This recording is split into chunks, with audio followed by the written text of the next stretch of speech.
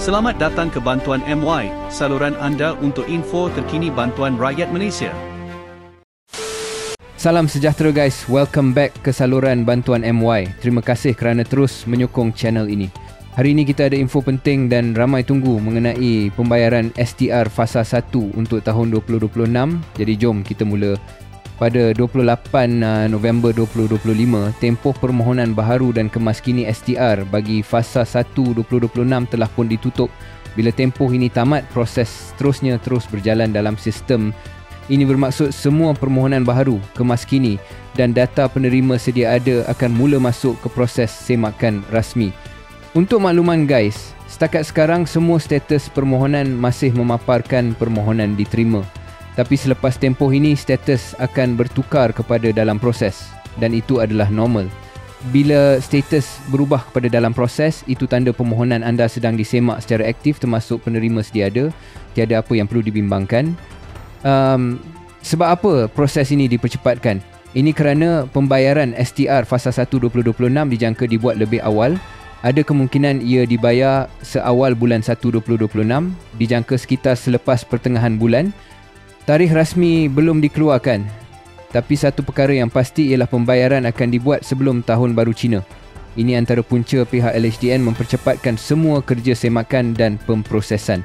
Untuk penerima sedia ada yang tidak buat sebarang perubahan, anda tidak perlu risau. Data anda tetap disemak secara silang, tapi semakan itu hanya melibatkan bahagian kecil sahaja untuk pastikan bilangan tanggungan dan kategori isi rumah masih selari dengan syarat kelayakan. Contohnya, kalau anak anda mencecah 18 tahun pada tahun hadapan, jumlah bantuan mungkin berkurang sebab dikira ikut bilangan anak layak. Untuk kategori bujang pula, seperti yang pernah dimaklumkan sebelum ini, memang tiada pembayaran STR bagi 2026. Namun penerima bujang yang layak akan dapat bantuan lain seperti SARA mengikut syarat semasa. Ada satu perkara penting guys, bila permohonan baharu dan kemaskini ditutup, pemprosesan untuk Fasa 1 dan Fasa 2 sebenarnya berjalan rapat.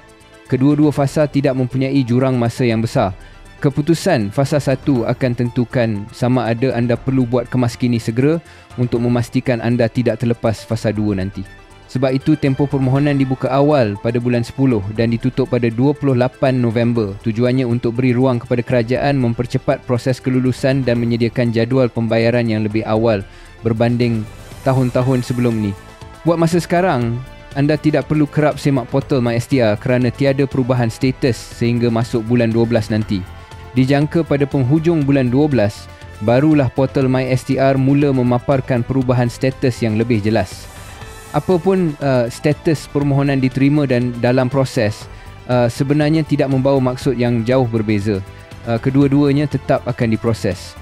Yang penting ialah keputusan kelulusan yang akan diumumkan bersama makluman rasmi daripada MOF apabila tiba masanya. Jadi guys, teruskan bersabar. Jika anda kategori bujang yang tidak terima STR, ada peluang lain melalui bantuan lain seperti SARA mengikut kelayakan semasa. Yang penting, pastikan maklumat anda sentiasa tepat bila tiba masa kemaskini nanti. Terima kasih kerana menonton Bantuan MY. Jumpa lagi dalam laporan seterusnya.